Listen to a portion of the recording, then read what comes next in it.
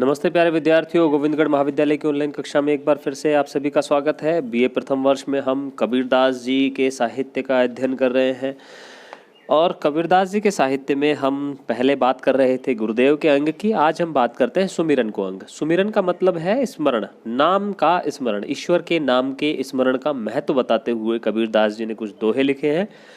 उन दोहों को सुमिरन को अंग में शामिल किया गया है और आगे बात करते हैं इस क्रम में। हमारे पाठ्यक्रम में जो दोहे शामिल किए गए हैं उन पर, और पहला दोहा है भगति भजन हरि नाम है, दूजा दुख अपार, मनसा वाचा कर्मणा, कबीर सुमिरन सार।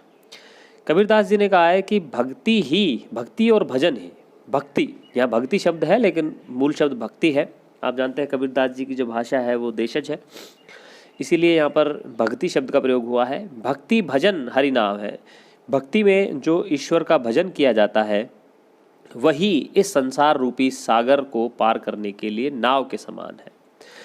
ठीक है, यहाँ पर हरि नाव है, नाव के रूप में भी इसका प्रयोग किया जाता है, कभी कभी नाम के अर्थ में भी इसका प्रयोग किया जाता है कि नाम, हरि का जो नाम है वही महत्वपूर्ण है। दूजा दुख अपार, और हरि नाम के अलावा ईश्वर के नाम के अतिरिक्त जो भी वस्तु है उससे अपार दुख की उत्पत्ति होती है। यानी कि जितने भी विलास के साधन हैं, जितने भी सांसारिक वस्तु हैं, वो सब दुख के कारण बनती हैं। और सात्विक जो सत्य है या जो अंतिम जो लक्ष्य होना चाहिए मनुष्य का, वह हरि के नाम का स्मरण होना चाहिए, ऐसा कबीरदास जी कहते हैं। आगे कहते हैं मनसा वाचा कर्मणा कबीर सुमिरन सार। कबीरदास जी कहते हैं कि ईश्वर के नाम का जो स्मरण है वही सार तत्व है या श्रेष्ठ है। मनसा वाचा कर्मणा, मन से, वचन से और कर्म से मनुष्य को ईश्वर का स्मरण करते रहना चाहिए, तभी मनुष्य का जीवन सफल होता है। आगे अगले दोहे में क्या कह रहे हैं देखिए, पंच संगी पेव पेव करे। पंच संगी का मतलब है पांचों इंद्रियां। जो मनुष्य की पांचों इंद्रियां हैं वो पेव पेव करें, उनसे मनुष्य को, उनसे जो आत्मा को पेव पेव करना चाहिए। पेव पेव का मतलब है प्रियतम प्रियतम करना चाहिए। यहाँ पर पपीहे का रूपक बनाया गया है। पंच संगी पेव पेव करे, छठा जो सुमिरे मन, और जो छठा है वह है मन। मन से मनुष्य को ईश्वर का स्मरण करना चाहिए। पांचों मतलब जो इंद्रियां हैं पांच, उनसे, और छठा मन से ईश्वर का स्मरण करते रहना चाहिए। जैसे पपीहा पीऊ पीऊ करता रहता है स्वाति नक्षत्र की बूंद प्राप्त करने के लिए।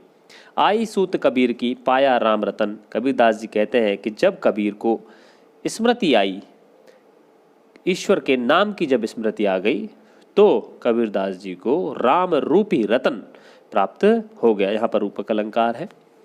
आगे बात करते हैं। मेरा मन सुमिरे राम को, मेरा मन राम ही आही, अब मन राम ही वह रया, शीस नवाओ काहे।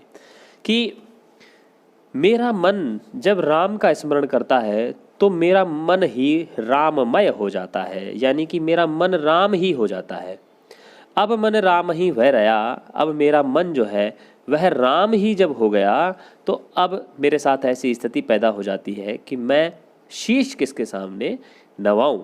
मेरे सामने संकट उत्पन्न हो जाता है कि जब मैं ही राम बन जाता हूँ, मेरा मुझ में कुछ नहीं, जो कुछ है सब तोर। आपने ये भी सुना होगा कि जब मेरा मुझ में कुछ रहा ही नहीं और सब कुछ राम का ही हो गया, तो भला मैं अपना ये शीश किसके सामने नवाऊं, नमन किसको करूं, प्रार्थना पूजा किसकी करूं।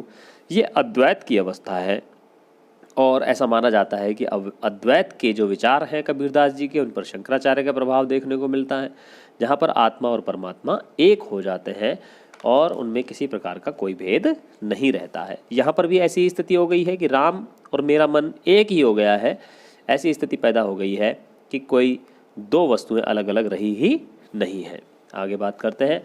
लंबा मार्ग दूरी घर, विकट पंथ बहुमार। लंबा मार्ग है, घर भी बड़ा दूर है परमात्मा का। किसका घर? परमात्मा का घर बड़ा दूर है। विकट पंथ, और मार्ग बड़ा कठिन है। बहुमार, और बहुत सारे मार्ग में बहुत सारे डाकू हैं। बहुमार का मतलब, मार का मतलब डाकू से होता है कि बहुत सारे डाकू रास्ते में हैं। अब वो डाकू कौन से हैं? परमात्मा के घर में कौन से डाकू हैं? काम का, क्रोध का, मद का, लोभ का, लालच का, ये सारे जो डाकू हैं विषय वासनाओं का, सांसारिक विषय वासनाओं का जो डाकू हैं, ये रास्ते में लूट लेते हैं और परमात्मा तक पहुंचने नहीं देते। कहो संतों क्यों पाइए दुर्लभ हरि दीदार। कबीरदास जी कहते हैं कि संतों बताइए, इन डाकुओं के होते हुए भला हरि का दीदार कैसे हो सकता है। ऐसा हरि का दीदार जो कि बड़ा दुर्लभ है, वह कैसे प्राप्त हो, क्योंकि जो काम क्रोध मद लोभ और सभी प्रकार के जो सांसारिक विषय वासनाएं हैं वो मनुष्य को मार्ग में ही लूट लेते हैं, परमात्मा तक पहुंचने नहीं देते हैं। कबीर राम ध्याई ले जिब्बा सो करिमंत। कबीरदास जी कहते हैं कि हे साधुओं, हे साधकों, राम का नाम ध्यान कर लो, राम का नाम स्मरण कर लो। जिभ्या सो करिमंत, जीव से मंत्र की तरह से राम का नाम लेना चाहिए। हरि सागर जिनि बीसरे, हरि के सागर, हरि रूपी सागर को, यहाँ रूपक अलंकार है, हरि रूपी सागर को जिनि बीसरे मतलब मत भुलाओ। छीलर देखे अनंत, यहाँ तहाँ छोटे छोटे जो सांसारिक सरोवर हैं उन्हें देख करके तुम परमात्मा रूपी, अनंत का मतलब है परमात्मा रूपी सागर को मत भूलो, मत भुलाओ, मत छोड़ दो। और कबीर कहते हैं कि राम का नाम अपने जीव से मंत्र के रूप में उच्चारित करो और परमात्मा रूपी सागर को मत छोड़ दो। यहाँ तहाँ तुम छोटे छोटे तालाब रूपी जो विषय वासनाएं हैं उनमें देख करके फंस जाते हो और हरि रूपी सागर से मिलने से तुम वंचित रह जाते हो, इसीलिए ऐसा कार्य मत करो। चलिए आज की कक्षा में इतना ही। बहुत बहुत धन्यवाद, शुक्रिया।